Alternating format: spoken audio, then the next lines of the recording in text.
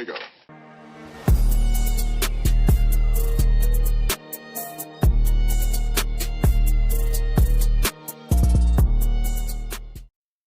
Hey guys, welcome back. Episode 13. I think we got that straightened out on a few minutes ago, but yeah, welcome back. This week we got Matt Downey. Matt, welcome to the show. How you doing, man? Yeah, doing awesome. Appreciate you guys having me on. It's so good to do this. Looking forward to it. Absolutely, man. We appreciate you taking the time and having to relocate for better service to join it. So super appreciated. Yeah, it's the joys of living out in the cabin, out in the sticks. It's just part of the process. The ups and the downs.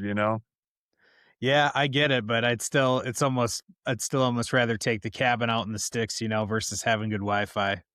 Seems like just easier living. It is. I try and live a pretty simple life, as much as a guy can nowadays. Just got a cabin in the woods, wood stove for heat. I have hot water and electricity, but like a week or two ago, we had that big storm roll through. Power was out for 4 days. So other than the generator to keep the fridge going, the wood stove, it's no problem whether I have power or not. So yeah, it's a good setup. Yeah, simple. Can't beat that, man. Nice.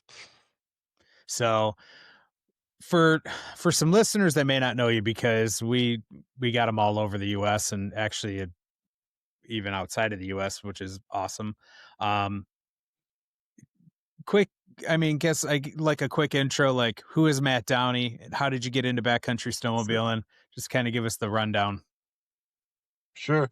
Yeah. So, my name's Matt Downey and I'm based here in the Keweenaw Peninsula. A lot of people, you guys get it, but a lot of people in my travels honestly have no idea that there's two Michigans, the upper and lower peninsula. And it's really it's kind of two separate states. They're not even attached, other than the Sioux Bridge.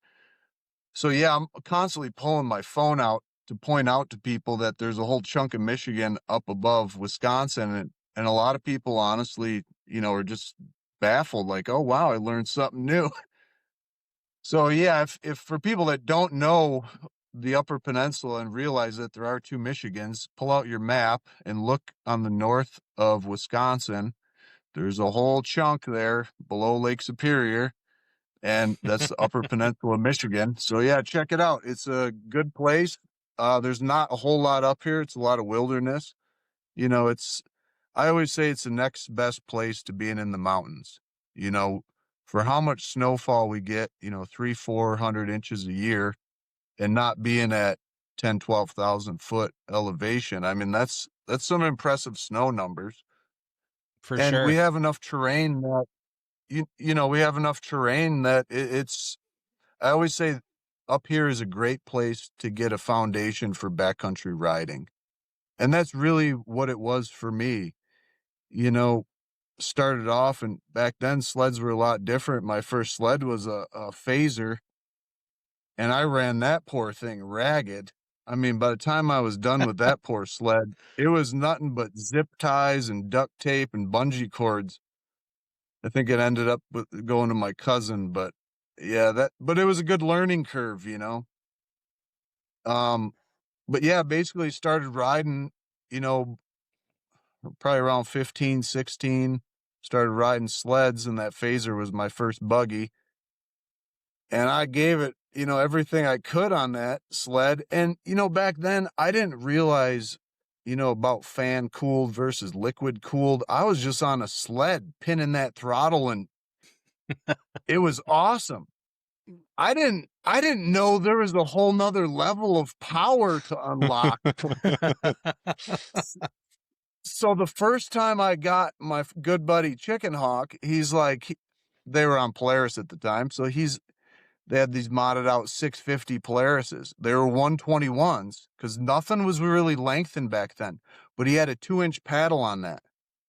And I took that for a ride and hammered that gas, like I would on the phaser.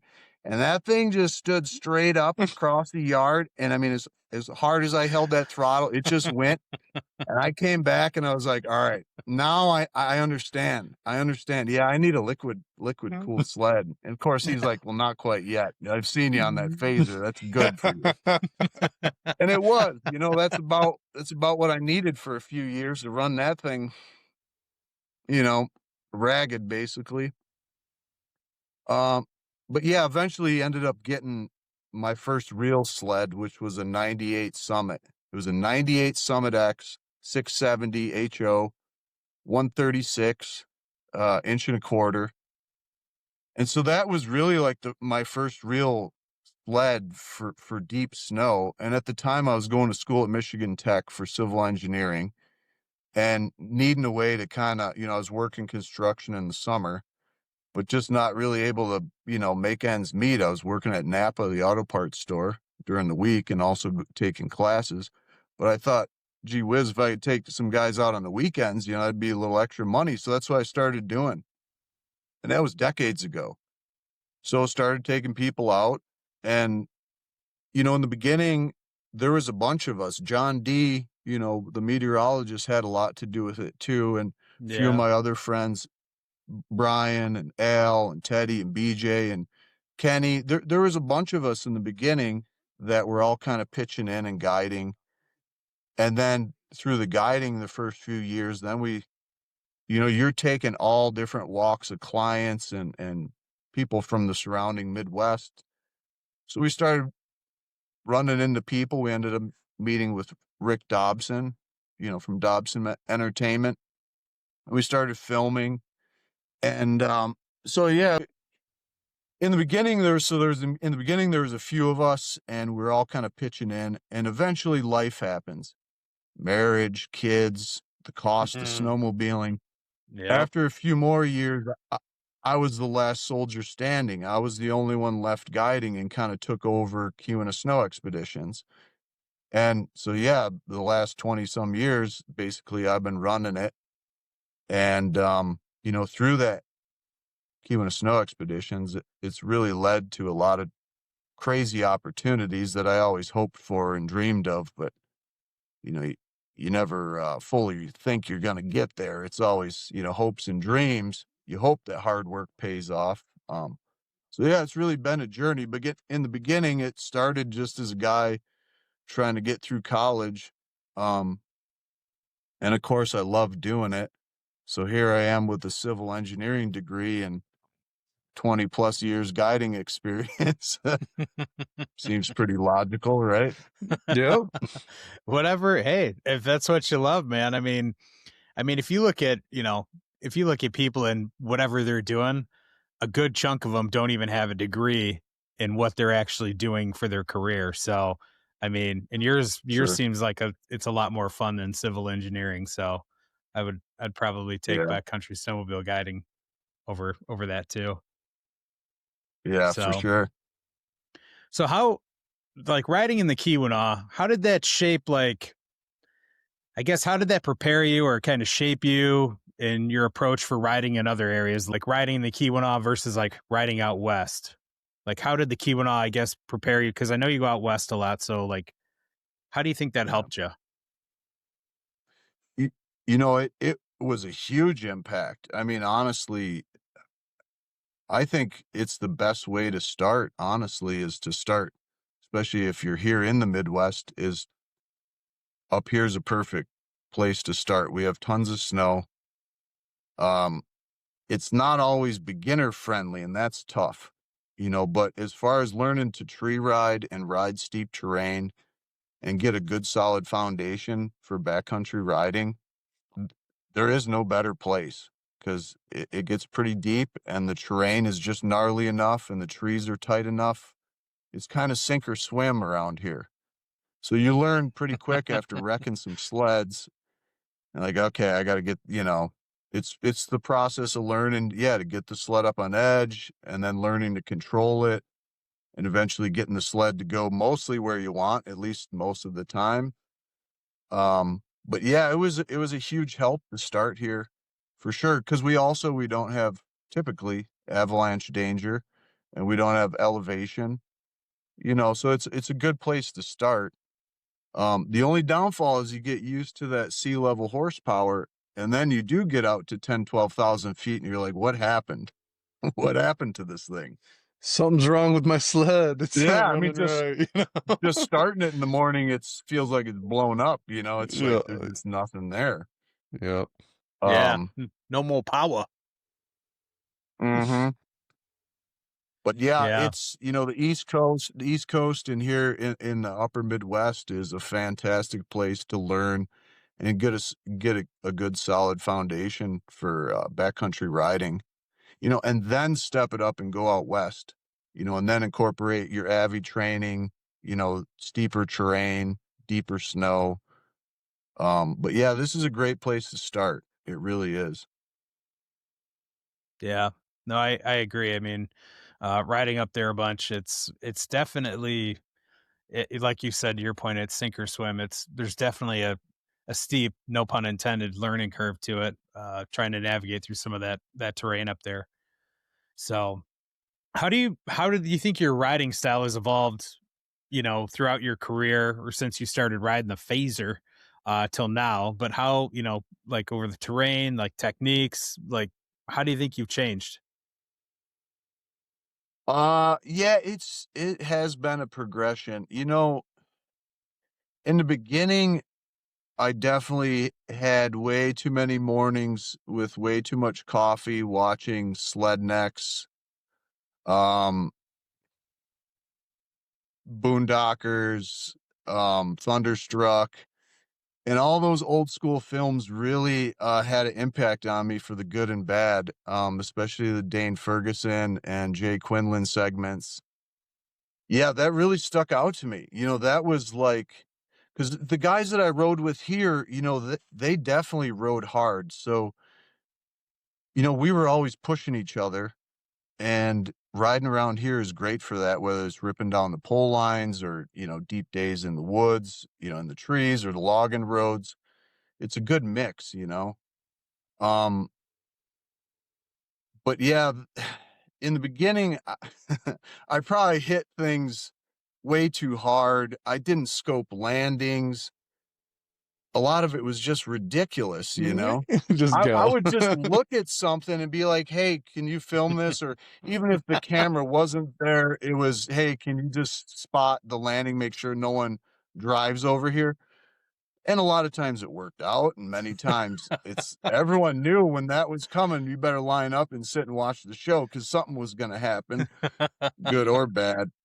Um, you know, the problem with that is you can do that and you can ride like that, but you're gonna get hurt really bad, and I did. I got hurt a bunch of times, and that'll take a little bit of wind out of your sails, you know? Um, you know, when you got some serious shoulder injuries and completely blowing apart my chest and back injuries and neck and, you know, just wrist and everything else. And to be honest, I made it out pretty good compared to a lot of my friends over the years. You know, a lot of them, you know, aren't even walking anymore. So overall, you know, knock on wood, you Oh know, I wow. made it out, you know, I made it through all in all pretty well, but those injuries will definitely, whether you want the lesson or not, you will learn to ride a little bit smarter. You know, whether you want to or not, you're gonna have to at some point. And I reached that point where, you know, I still ride hard, but there's times where I look at something, I know, like, no, I'm not hitting that because I know exactly what's gonna happen, and I don't wanna be broken for the rest of the season. So some of that experience comes a little bit of wisdom, you know? Mm. So, yeah, my riding style is still, I would say I ride just as hard as I did 20 years ago. It's just I've eliminated a lot of the dumb stuff, and I still have some fantastic moments, don't get me wrong. Um, but yeah, just the biggest thing nowadays is trying to avoid injury. Just enjoying the ride, enjoying being on the mountain.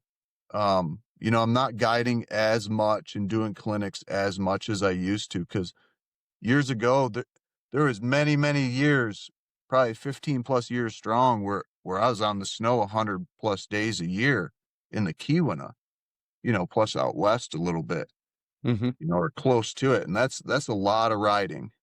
Yeah, it is. And it's also, over the years, as much as I loved it, you're making it into a job. There's that fine dance of making sure you don't burn yourself out and making sure that there's still that same amount of love for the Yeah. sport, Don't That's lose the true. passion. Yeah. Yeah. Yep. And when you're hurt, it's easy to say, oh man, and everyone that's telling you you got to hang this up. And this is before I made it with Skidoo. You got to hang this up, man. Enough.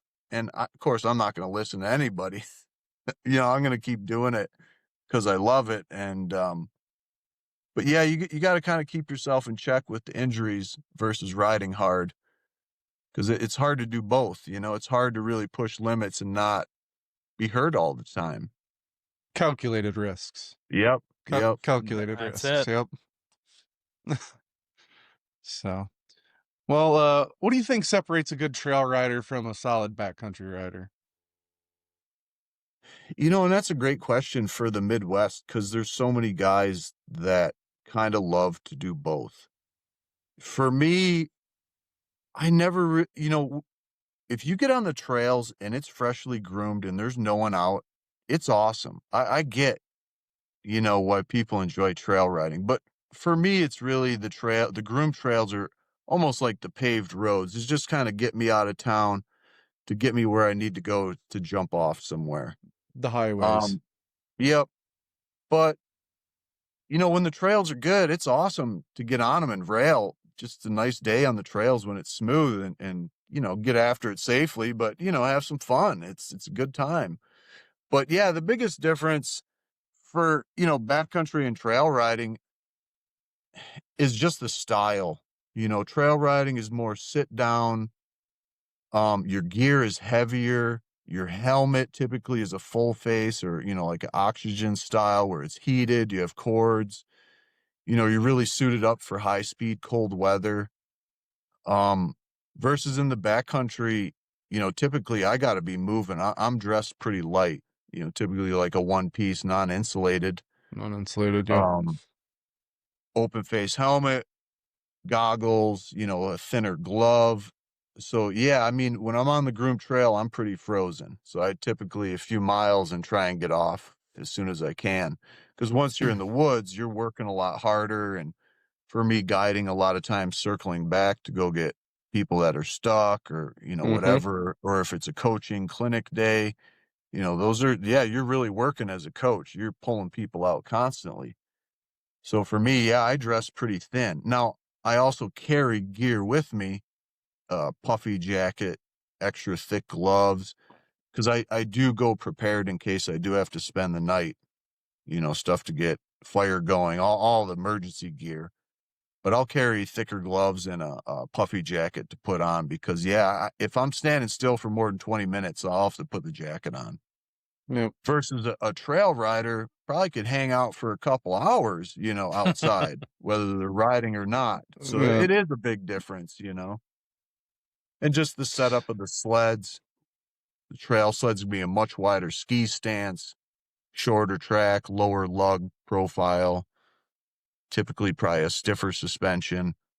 Where the deep snow, you want a narrower front end, longer track, bigger paddles. Depending how you're riding, typically softer shocks for deep snow, but it depends on personal preference. Yep. You only make the mistake of wearing insulated gear in the backcountry one time, and then you regret it. Well, so this is a great, and again, I would tell people starting out, you run whatever you brung, and you run it with no shame. Because I'm going to tell you, for probably the first 10 years of my riding career, I had a cool helmet. I always had a cool lightweight carbon fiber helmet if I could find it, or some lighter weight helmet with goggles, even going way back to the day. But most of my probably first 10 years was in Carhartts, brown frozen Carhartts. And yeah, a lot of times I'd have to stand in the house for 25 minutes and thaw out before I could get the leg zippers up on the bibs. And then you just take them off and they just kind of stand up vertical in the corner on their own. Mm-hmm. And it's fine. I didn't care. I used to make fun of everyone that wore Climb. The rich fancy boys with their pretty fuchsia colored clothes on. Look at them go. But again, then you start wearing some of that stuff. It's like, boy, oh boy, I ain't got an extra 600 pounds of Carhartts on frozen. I'm actually dry. I can move. All right, I Yep. take back what I said. Yeah, I get it now. Yep. Yeah. But, for those that are starting out, hey, run whatever, just get out there and go ride. It doesn't matter, just run whatever you got. It's true. What skills do you think most backcountry or most riders underestimate when they get into backcountry riding? That's a good one because I always, especially when I'm driving, like road trips out west, I try to put some thought, to a lot of these things. And it's different for a lot of people. Um, but I think the biggest thing that people underestimate is how much there's just it's the subtle movements, and also the big thing that especially the beginners I think have a harder time grasping is I call it these little windows of opportunity. And when you're riding, you sometimes have that window opportunity might be a half a second to maybe 2, 3 seconds, maybe on the long end, to make a decision, to counter steer, to swap running boards, to wrong foot forward to the opposite board, to read that terrain and to anticipate what's coming up and have that window of opportunity to make that transition or make that position change on the sled. And sometimes, yeah, it's half a second to a few seconds. And it's tough when you're starting out because you kind of feel that you did something wrong, especially when you're upside down in the next few seconds. But it's hard to recognize when that opportunity is presenting itself. And I think the best thing is you just got to ride, and really get in tune with your sled and really challenge yourself where you're riding. Um, but yeah, I think there's really something to that. If Oh that yeah. makes sense. Does that make sense? No, No, I 100% agree with that. Yeah, I that's totally get what you're saying on that. yeah, I've actually never heard it put that way, and it makes really good Yeah. sense. Especially when you're tree riding. That's a perfect example because for me anyway, I'm always trying to have line A, which is what I ultimately want, but it's just pretty aggressive. It's steep. I might not have enough track speed of line B and then line C. Line C is the bailout line. And you're making those decisions in a nanosecond sometimes. It has to be Constantly. to the Just point, yep. if anyone that maybe runs equipment, especially heavy equipment, when you first start out running an excavator, it's like a bear cub with boxing gloves on. You're thinking about it way too hard. The dipper stick's going up. You're undumping the curl in the bucket. It's same riding a sled. You have to be at the point where you're not thinking about it. You're just reacting. Because that reaction time just you can't mentally have to think about it. It's just you're riding and you're reacting to whatever is in front of you or wherever you want to be or whatever line or however you want to make the sled go. You're just reacting and you're not necessarily thinking about it. Because if you have to think it out, you're almost a few seconds behind. And it's okay if you're doing that. But eventually you want to get to the point where, yeah, it's just a process. The same way you would reach down and tie your shoes or reach for a cup. You're not thinking about, oh, okay, I'm going to open my fingers and extend my hand and curl around the cup. You just reach for it and grab it. You just reach down, grab them laces and fling them around and, your little bunny ears and wrap them around and boom, sham wow.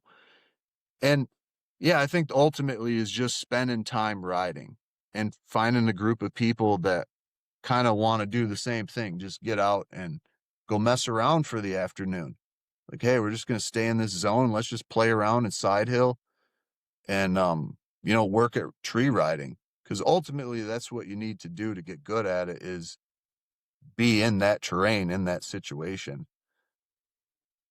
It's just like with Right. anything. The more time you spend on it, the more familiar you get with it, more comfortable you are. It's just, seat time. That's just comes down to it plain and simple.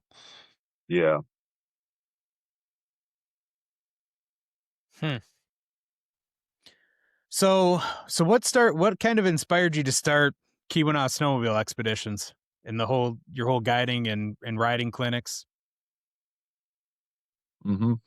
Yeah, I mean, a lot of it was something I loved doing, and I needed to get through college at the time, so it kind of made sense, you know, and it just grew from there. It really started as something just on the weekends that I could do for a little extra money.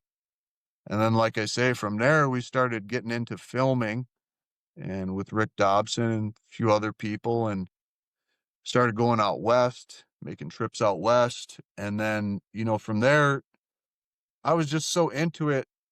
I started filming, um, just grabbing content. Social media wasn't a thing back then. DVDs. But right, it was all full length films. So there was a time when I actually started Revolution Freeride, which was the film side of it, and for quite a few years was into that. Um, even had booths set up at Heydays for a few years, and it was really into filming and gathering content. But at the time, social media was just booming then, but starting to really take over. And from that point, putting out full length films was kind of over with. So kind of stepped away from that.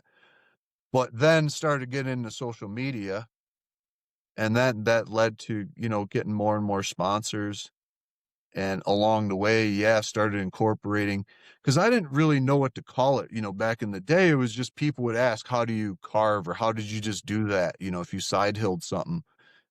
And so through guiding, started kind of just slowly showing people if they asked, oh, yeah, this is what you do. And then kind of started offering to people like, hey, you want to spend all day just working on stuff, more like a school for riding. Back in the day it was, what was it?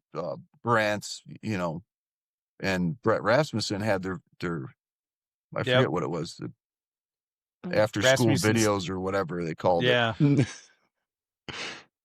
after school Yep. videos. um, um, but yeah, started offering along with guiding, offering the clinics. And from there was just posting what I was doing. I just loved doing it and was posting on Instagram and Facebook. And from there, slowly started getting some sponsors and kind of teaming up with some of the big names. At the time, I was with Western Power Sports and Fly Racing and 999 Optics. And, that was awesome. That's, starting to get sponsors. Holy cats. Like, this is the real Yeah. deal. But still never lost sight. Like, I honestly just love doing it. It was just nice to have the sponsors to kind of help with the cost of things, you know? Um, and yeah, from there, a few more years went by and a few more sponsors for clothing and helmets and things like that. And then eventually had an opportunity with Skidoo. And, that was it. That was awesome. At the time, it was the Skidoo Backcountry Expert team. It was like 9 people on the team. I mean, I grew up, Rob Alford and Brett Rasmussen. Those are the guys I'm watching in sled necks. I grew up looking up to these guys.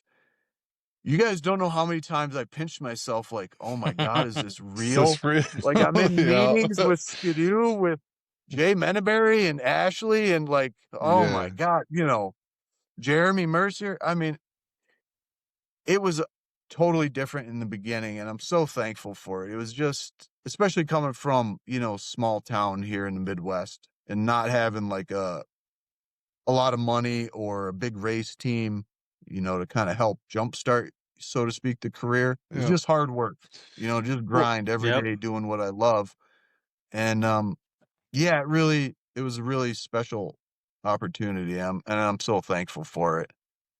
So yeah, it's up really till been then, quite the journey. yeah, up till then, did Ski-Doo have anyone from Midwest representing them, really? No, no, not really. Yeah, it was pretty much just the mountain, up Yeah, it's in BC or up in Canada, out west in the US, and then up in Alaska.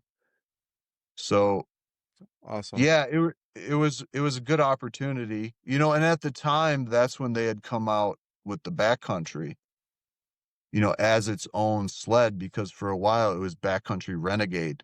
That was Yep. the crossover sled, and then they split that into 2 separate sleds. Mm-hmm. And so Yep. that's what I think they really, saw potential in me, was for the crossover sled. Yeah, Midwest is Which a great area for those type of sleds. So Yeah. Makes sense. So what does a typical day look like when you're guiding?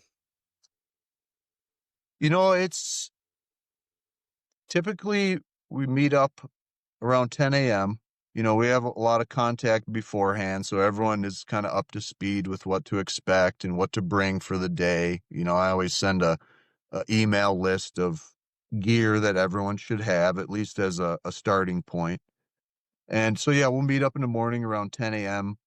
A lot of times I'll meet at Trailside Lodge up in Calumet, or we'll meet, down in South Range somewhere. But yeah, typically meet up in the morning, kind of have a safety meeting, just a brief overview of what we're going to do today, and just go over some safety stuff just in case anyone's split up, or, just briefly go over what to expect. And a lot of it, that's where I've gotten good over the years, because there's such a wide variety of or varying levels of experience. And I mean, there's people probably like you guys would show up, and I can tell you go out west and ride, you can tree ride, people that are pretty aggressive, have a lot of experience. To There's groups I've taken, and I don't mean it even as a put down, but they barely can get out of the parking lot. I mean, they just don't have any experience. And so it's like, "Oh, boy." And Yeah. usually, that's the group when it's the deepest powder days, and it's like, "Oh, of this course, is gonna be here we go. this is gonna be a rough day for me. There's gonna be a lot of Hmm. ski pulling."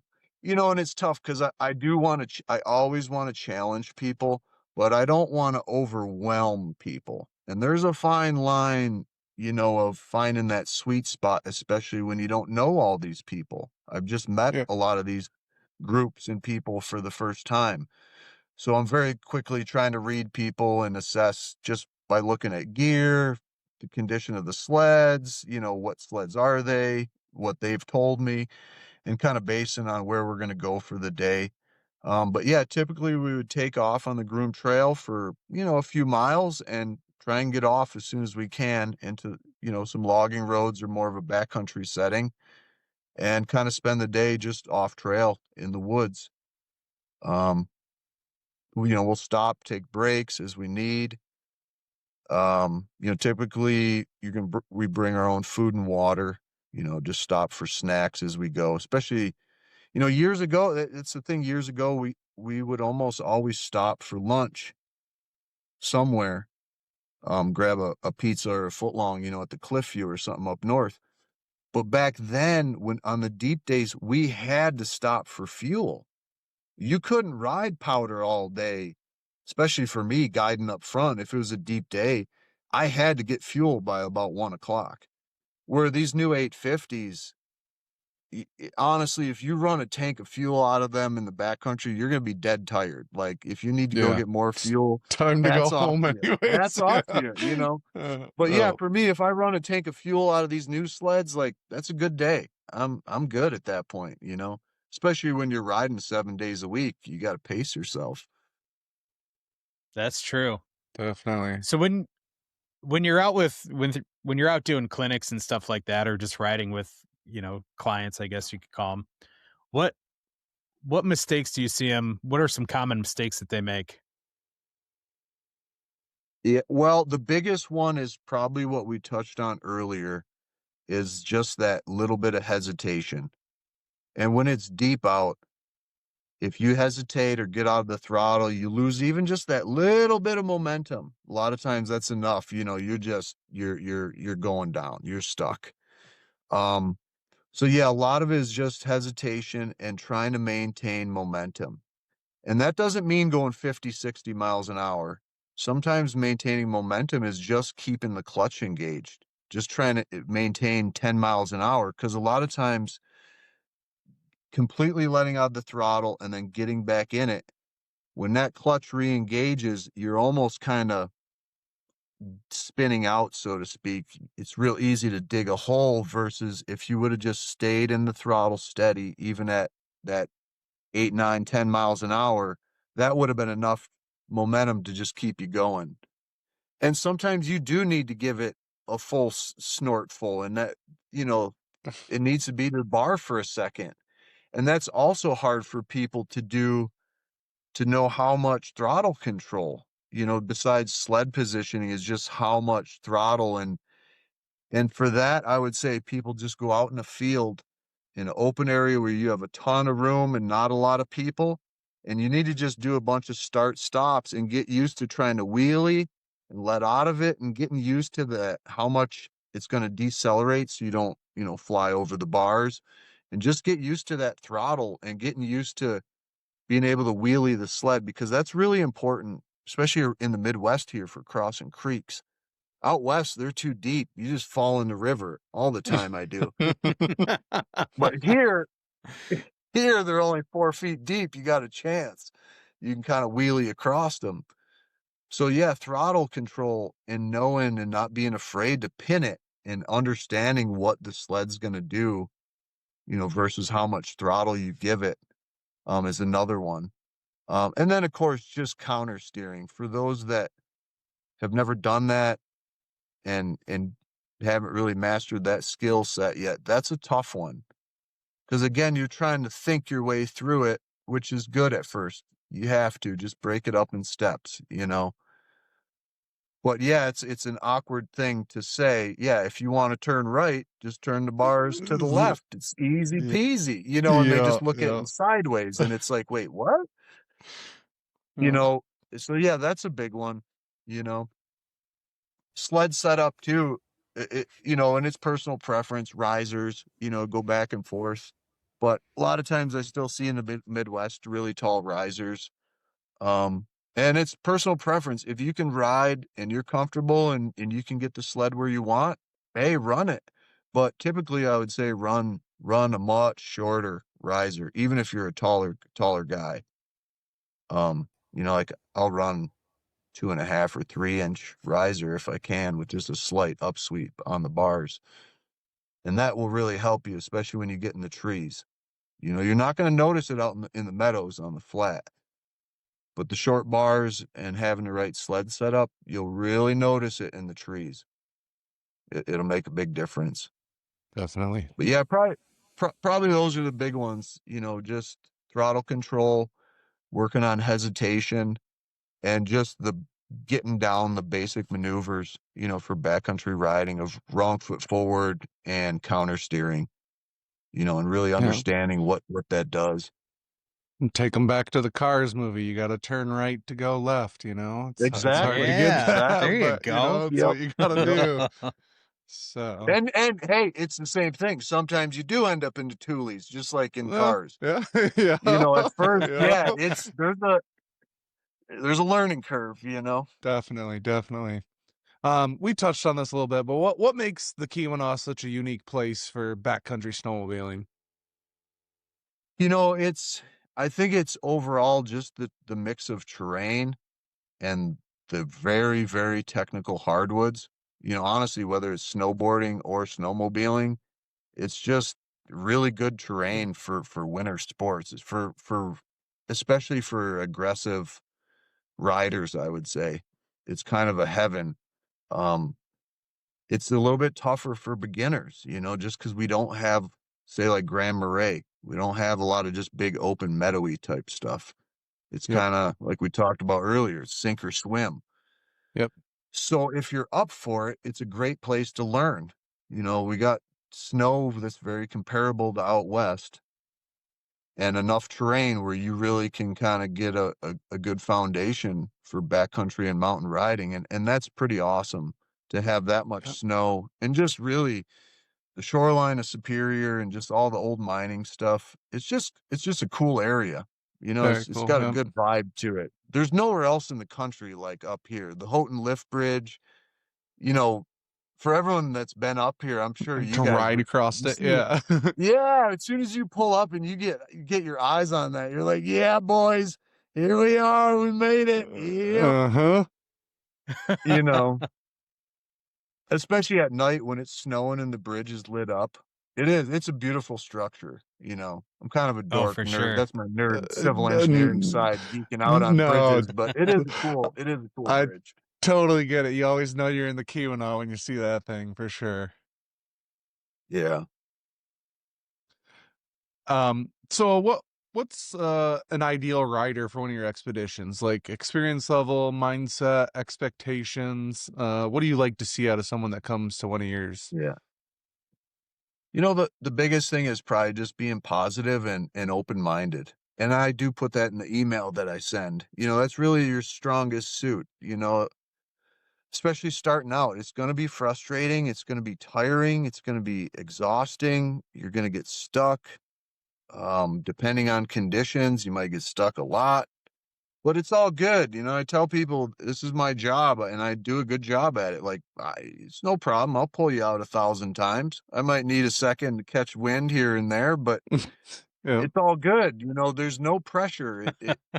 The other thing I like to do is I prefer to do very small clinics. I don't and guided groups, you know. So typically try to keep it to 6 people or less. Um, just so that the experience is more one-on-one, you know, for the Yep. clients. Um, That but yeah, the biggest thing is just being positive and open-minded to try it. And like I say, gotcha. we'll take breaks. You know, I see you getting frustrated and tired. Hey, just we'll chill for a minute. We'll get back to it. Let's take 5, eat something, have some water. Um, you know, and it's even all those little things, it's good training because you're going to be doing that same thing out west. If you think you're just going to roll up to Togety and start ripping for 6 hours straight, again, if you can do it, hats off to you. But I'd probably put $1,000 on it that says you ain't gonna, and you're Yeah. gonna need a break. You know, you got to learn to pace yourself because it's very technical when you're trudging through snow up past your waist and trying to roll over 500+ pound sleds and you're caught up in trees and brush. You know, Takes or hours my sometimes. yeah, my favorite place, the bottom of a river with 15-foot tall snowbanks on each side. Home sweet home, boys. Yep. Well, we're here for the day. Yeah, so that's whether you want to or not. I've always practiced just in case. I've Yep. never actually had to spend the night. It's always been by choice. But So I feel choice. like that's pretty good. I've never Yep. had to force clients to stay out, so Well, that's really good. practice. That is But yeah, good. Practice. you know, even in the Keweenaw here, it can get pretty nasty. You know, when you're out in the open and it's blowing, and there's not much open here, but yeah, it can get pretty, you know, you should have sled troubles, breakdowns. You know, it's easy to have a situation that can get fairly serious, cold temps. You know, it's not the mountains, but it's still pretty far out, you know, so Yep. it's always good to go prepared, you Yep. know, like Absolutely. anything. Yeah. I mean, even a mile in some of this snow it could seem like 100 miles, without snow, Oh, you for know. sure. Yeah, if you actually got stuck and if you think you can just walk out even a mile, It's not probably that not. easy. Yep. It's you know, maybe you could, but you're gonna really be working. You're gonna be exhausted. Yep. Yeah, it's gonna really be a workout. But yeah, as far as like experience level for coming up here, it's really you need to have enough experience that you can operate the sled comfortably. You know, it really shouldn't be beginners where they're trying to figure out throttle and brake and how to turn just in a parking lot. You know, you should be comfortable enough to go down the groom trail. You've maybe dabbled off trail a little bit, but at the very least you can handle your machine um, you know, within reason in all regards on the groom trail. From there Yep. we can work on anything, Yep. but at least be comfortable enough to operate it. Good. Um, Describe to our listeners what your different clinic levels entail. Sure, sure. Yeah, I mean, So it's kind of suited, same thing. I kind of feel out each group based on their experience level and where they're looking to be. But yeah, it would be kind of a beginner clinic that would just be introduction to, yeah, you can operate the sled, but you want to learn how to ride in the backcountry, whether it's up here or out west. And Yep. and both the training's going to be the same. So there's kind of the introduction level where you're really learning how to carve, side hill, get the sled up on edge, kind of just get down the basics, get a basic foundation for backcountry and mountain riding. And then the intermediate levels is going to be someone that has done some of this stuff, has the basics down, but wants to start maybe tree riding more aggressively. So we'll just work from there, whatever level you're at, and we'll just bump you up, from there. But intermediate, typically, yeah, you should be able to get the sled on edge, at least mostly, and somewhat can control the sled, maybe not in the tightest of trees, but you can at least kind of get the sled up on edge, and we'll go from there. And then of course the expert level is just working. Yeah, I mean, it's probably for the guys that go out west a lot, really want to get after it in the trees and the steep stuff. And same, yeah, we'll just go find some gnarly stuff and really work on. There's a lot of subtle things. We kind of touched on some of it, but there's a lot of subtle things when you got the sled up on edge, especially when it's really, really steep, and foot placement on the running board, when you're wrong foot forward versus kind of up in the tunnel versus towards the back, and how much all that really affects. We just kind of work into all that stuff. If you want to start doing hop overs and all that fancy stuff, go see our boy Colin Kesterberg, Caleb Kosterky, go see him. Yeah. We don't really have enough terrain to be doing that kind of stuff. Um, so there's other clinics. If you really want to get to that level, yeah, head out west and go see some of those guys. But for anyone that wants to do any really technical tree riding, that's going to prepare you for out west, this is a great place to do it. We are limited. There's only so much terrain. If you want to start doing 100-foot booters and big cliff drops, we can do little stuff here, but there's only so much. But Yeah. yeah, if a guy wants to learn, for more intermediate and expert, if you want to get into jumping, um, drop-ins, that kind of stuff, any kind of the more technical downhill turns, get into all that stuff, especially when it's more high speed. Yep, yep. I mean, having ridden both out west and Keweenaw plenty, I know that if you can maneuver through the trees in the Keweenaw, then you're gonna have a decent time maneuvering through the trees out west. It's a little bit further Yeah. spread out, a little bit more maneuverable out there. If you can get your tree riding down here in Michigan, you'll be a-okay out west, let me tell you. So It is a big difference going, and there's some thick areas out west, but yeah, the Keweenaw is thick. The yeah, UP we got is all that just tight. scrub brush and underbrush. Definitely, it's not the same out there typically, but Yeah. can you describe a standout moment or client experience that really sums up what your business is about? Yeah, there's been a few. It's nice. I'm trying to think.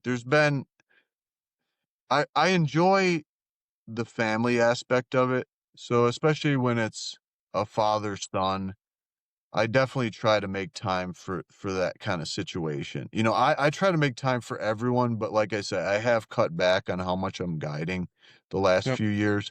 But I still try and make time for that, for the youth stuff, for the women's clinics, any kind of the family stuff. It's important. It's important for me to do that. And yeah, there's been a few over the years, you know, not that I'm getting any older, I'm not gonna date myself, but it's funny that it started off taking some of these guys, like it would be dad with his friends back in the day, and now his kids are starting to come up.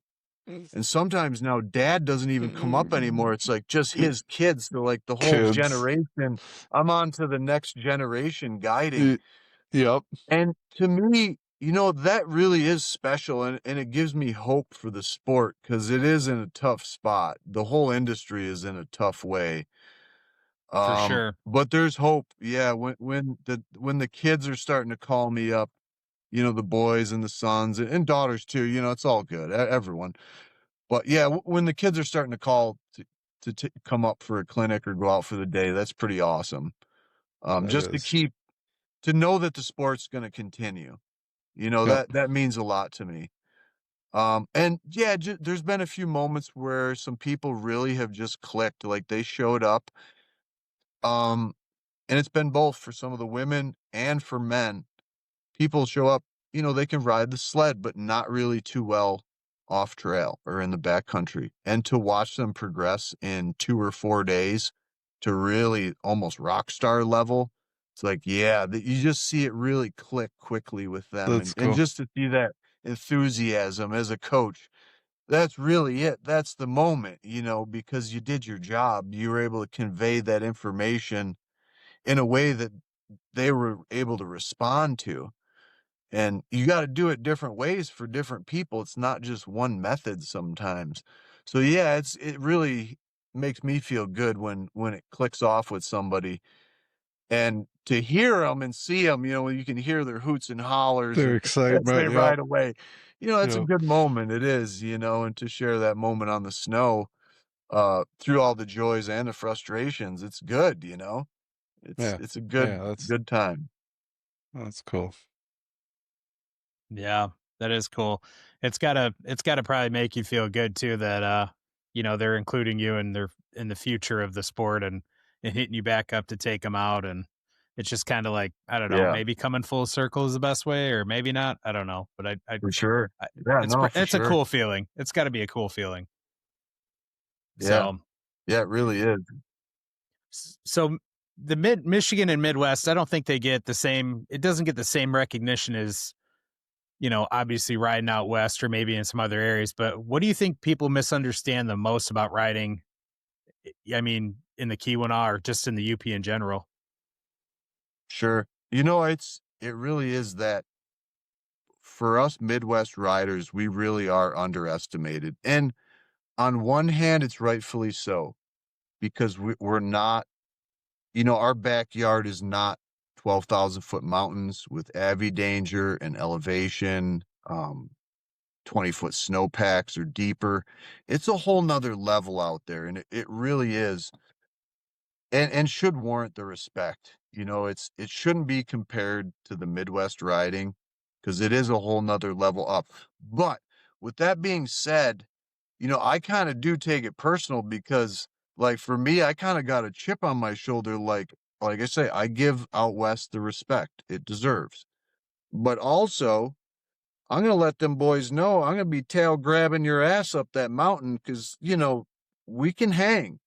I might not be passing you up the mountain, but I'm gonna be tail grabbing you up that mountain. And there is something to be said, yeah, to be able to show up and ride with pro level guys out there and be able to hang.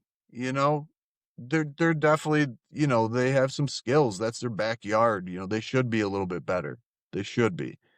But it's a nice feeling to be able to show up from sea level and all of a sudden partway through the day, you can see in the morning, oh, rolling their eyes, oh shit, Michigan plates, here we go, Yeah. Flatlander, great. There we go. Yep. Yep. And you can see the hesitation. You're like, oh, well, good luck, son. Have a good day. We're riding in the trees. And you get an hour or two in, they turn around and you're right there with them. It's like, where did you say you're from? Yeah, from Michigan, the UP. And it's like, where? What? Like, how do you ride like that? I've gotten that a lot, and it is flattering. It's a nice, it's nice to get that. To have guys turn around and be like, "Man, I can't believe you're up here." It's like, "Yeah, come Yeah. on, let's get it." Yep. Yep. Waiting on you. Um, yeah, Love that. exactly. And I I love also that. say that humbly. 10 minutes later, I'm in the bottom of that river, 15 feet deep, radioing for a ski pole.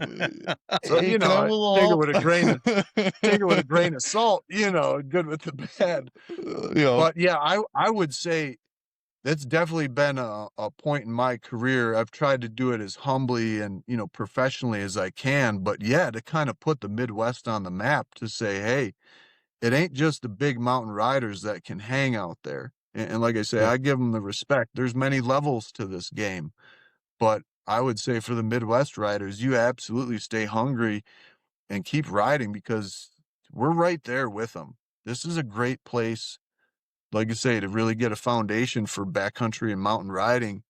And you get out there and adjust to the altitude and a little bit power loss. Um, but yeah, it's just an amazing place. And to meet all the different people out there too is the other side of it, you know? Just a whole new network of friends. Yep. Yeah, that's true. That's how me and Nick met. Yep. Yeah. No, it Group is. I ride. mean, Yeah. it's Yeah. Yeah. a lot of times lifelong friends, you know, just because of snowmobiling. Yeah. I can't It's tell you how it's many of my true. friends I've met through either Do Talk forum or just Facebook on snowmobiling, meeting up and riding. So, yeah. Yeah. Um, what's one piece of gear you'll never go into the backcountry without? Mm.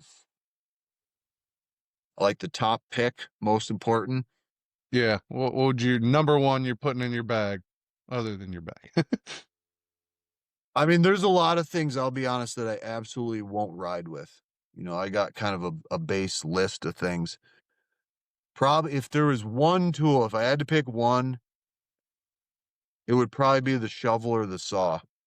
And I would say both are pretty equal important Yep. because if you get stuck, you're going to need the shovel. And if you get hung up in the trees, which I allegedly may or may not have once or twice,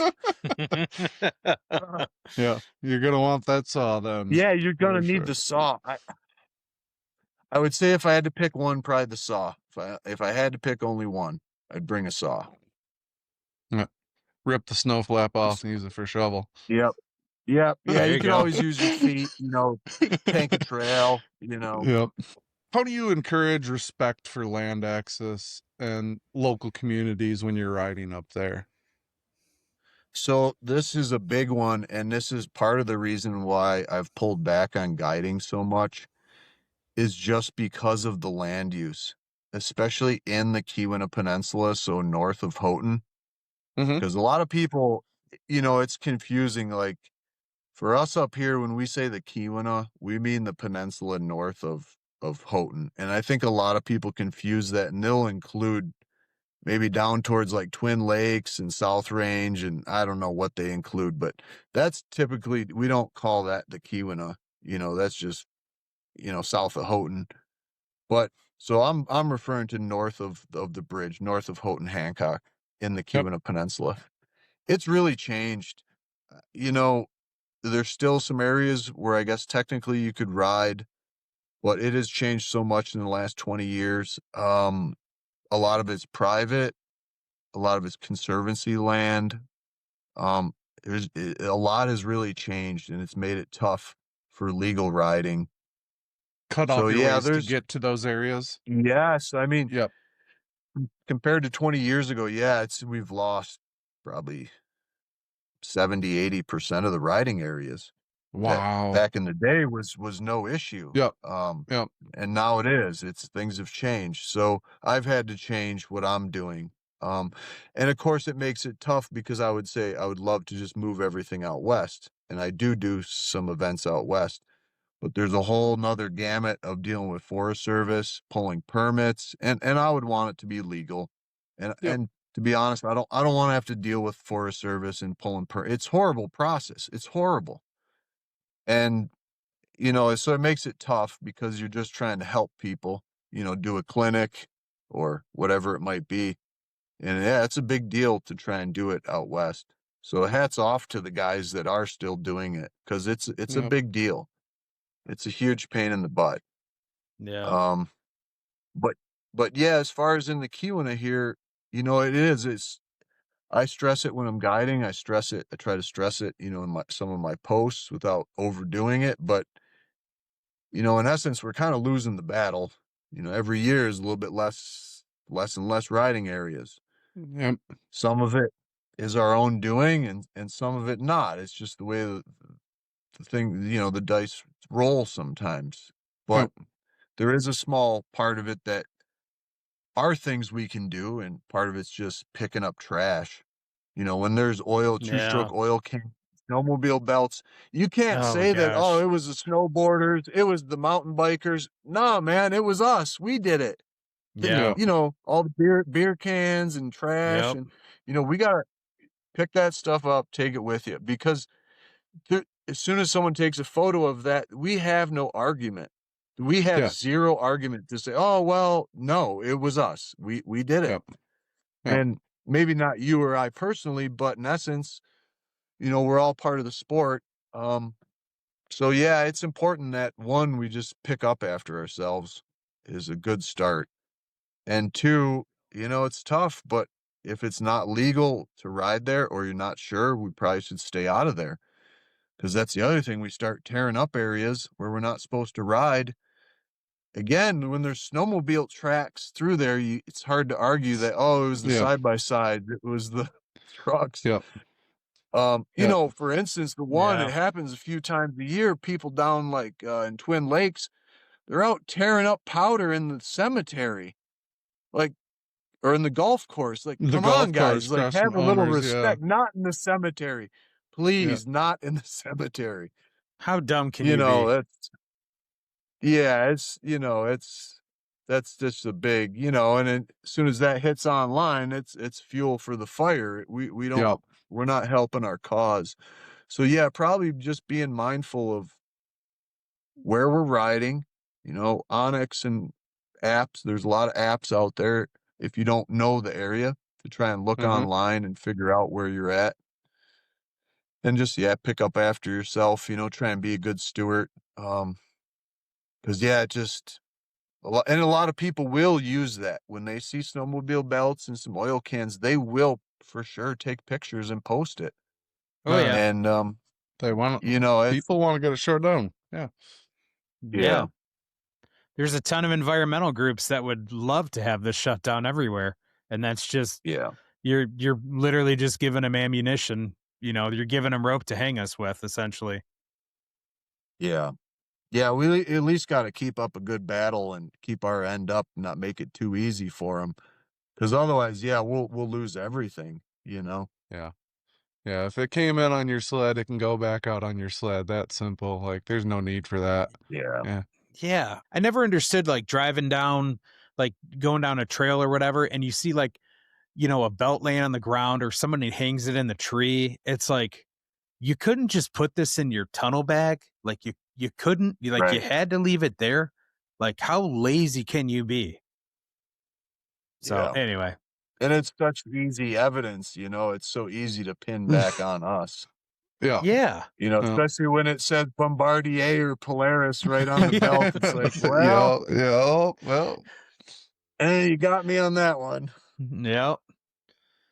Didn't fall from the sky. Right. Yep. So what advice would you give to someone who wants to get into backcountry riding but doesn't know where to start? You know, the first thing is just having that curiosity and that want. You know, I would start there's so much content out nowadays between Instagram, Facebook, YouTube. Just start watching some content and get an idea visually. Because there is something, you know, we all learn different, but there is something to be said for that. You know, I think I've read or watched something like you can play basketball and you'll learn how to improve and you'll get better at it by practicing. But you also can get better at basketball by watching videos of basketball. And I think there is something to that. I think, and I see it in these young kids, all right, this next generation, okay, I can see how, if I'm honest about it, and again, sometimes it's hard to be this honest, but it was very difficult for me to do filming and editing. Like the filming part's fine, but the computer part, posting online, social media, all the computer and phone side of it, like that's my struggle. It's my downs. I see it's a tool, it's a good tool, but I see how effortlessly this next generation of kids just get online. They can film something and they're editing it and posting it and clipping trimming files and adding clips together and pulling, other clips off of YouTube to make it funnier. Um, and that is something, they're just in tune with the technology. So like that part's easier for them. But yeah, I think watching the footage and riding is a good place to start. And then from there, figure out what kind of riding you want to do. Of course, a Summit or a RMK is going to be the best sled for the backcountry. The problem for the Midwest riders is not everyone should be on a Summit. Not everyone should have a RMK. And I would say most people probably shouldn't. They trail ride with them too much. And you don't want to have a 165 3-inch if you're going to do a 300-mile day on the Groom Trail. Get a You're going to phaser. wreck yeah, the track's going to come apart. It doesn't handle good. Like, it's just, so you need to be honest about what sled you need for your riding style. But start by watching some footage, get out and start doing it. Eventually, if you're really into backcountry riding and that's all you want to do, then yeah, go buy a mountain sled. Otherwise, maybe look at a crossover sled. Or if funds aren't an issue, go buy a trail sled for the trail and go buy a mountain sled for doing backcountry stuff. That's really the best way to do it. Because honestly, the crossover sleds, the problem is it's like a backhoe. It's like kind of a tool for everything, but it kind of gets in the way and doesn't really do anything, one good thing good. Like a crossover sled isn't really that great on the trail, and it's also not that great in deep snow. I mean, for the Midwest, if you're just bombing down the trail and you want to go on a logging road, it's probably okay for that, any of the crossover sleds. But if you really want to be out in the mountains and you want to be aggressively tree riding, you need to be on a narrow stance mountain sled. And so that would really be where you want to work towards, is getting yourself the sled that's going to be set up right, and then getting out there and doing it.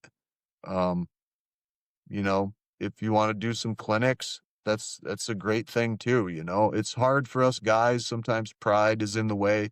It's hard for us to ask for help sometimes, but I would say move past it. It's just like a group of guys hanging out. Same for the women. We're just hanging out. It's just a fun day, just learn and improve. And then go out and just keep working at it. But yeah, ultimately it is an experience thing. The more you do it, the more you're going to get better at it. For sure. Yeah, that makes sense. We got one last question for you, because I know we're over an hour and we want to let you get back Sure. home. So if you could leave us with one lesson about backcountry snowmobiling, what would it be? That's a great question. Save the best for last. Yeah, I think the best thing about backcountry snowmobiling is just the type of people. And even though we all come from different backgrounds, we kind of deep down have this same kind of love. We're kind of a special breed. Like, let's go hang out in -degree temps in the middle of nowhere with no cell service and kind of hope that the machines don't break down. It should be fun. Yeah. We'll bring some snacks. Yeah, we'll get stuck. Sounds Dig awesome. out, I'm in. No, that's true. I think that's the kind of the thing for me, is just, it's that extra special breed of people that are a little bit gnarlier, that are willing to get out there and whether it's the backcountry here or out in the mountains, to really get out there and kind of get after it, get gnarly. And I also like that you're kind of almost like SEAL Team 6, where your group of riders, you're your self-contained unit. And Yep. sometimes it's all the help you got. And you really are relying on each other. And I like that, because, when shit hits the fan and you're on your 40th stuck of the day and it's 3 p.m. and you're all stuck in that drainage, you really find out what people are made of. Because Mhm. everyone's at their breaking point, including me. You're exhausted. and you really find out what people are made of. And I like that because you really can push people to that limit, and very quickly it sorts itself out. There's some people are like, I will never ride with you guys ever again. And there's other guys who are like, you're my people. Like, Yep. call me please for the next round. And it Yeah. sorts itself out. You find some really solid people to ride with that are just ready to get after it. You know, whatever happens, all right, let's do it. Yep. And I think that's for me, that's like the big kicker. Yeah. Yeah. Yeah. Yeah, one of the biggest things I think about backcountry is you can't expect expect rescue. You got to expect self rescue. Like you're going out there, you have to get yourself out. Like Yeah. bottom line, you and your crew. Like that's it. Like you're not calling the magical helicopter to come get you. I mean, unless it's crazy, but it's on you, and it takes a special breed to be able to do that. 100%. Yeah. Yeah, Yeah, for sure. self-sufficient. And that was a great answer, by the way. I mean, I think you nailed it. So that was really good. And you're not wrong. I mean, everybody's got to be a little crazy to do I this. think there's something to it, you know. But it's good. We all have that to relate to, you know. It's like, oh, you snowmobile? You want to be best friends? Okay. Yeah. Did we just become best friends? Yep. Yeah. Yes, Yeah, we the Will did. Ferrell meme, yep. I mean, Yeah. it is literally. It's, you know, if you meet someone, like I'll be on construction job sites, you know, all over the country, and oh, you snowmobile? It's like, oh, okay, yeah, Nope. got a friend here. Let's do this. Yep. Yeah. Find some common ground. Yeah, for sure. So, all right, guys. Well, we're pushing an hour and 12 minutes, so we're gonna wrap it up and call it an episode. Yeah. But Matt, thanks again. Appreciate you joining, man. Great talking with you. It was a lot of fun. Yeah, Awesome. thank you guys so much. This was epic. And keep in touch. You got my number. Keep Yep. in touch for this winter. Yeah. You know, for coming up here. When you guys head up here, keep in touch. You know, we'll Yep. just see how Appreciate the it. snow is. Yep. Yeah, we got a couple trips. Well, we got one at the end of January that we're coming up for. We got a group of guys coming up for that one. So I'll hit you up when we get up there, see what you're up to. Okay. Yeah, appreciate it. Yeah, for sure, man. All right, guys, until next time. Thanks for listening. We'll see you. Yeah, this was great, guys. Thank you. Thank you.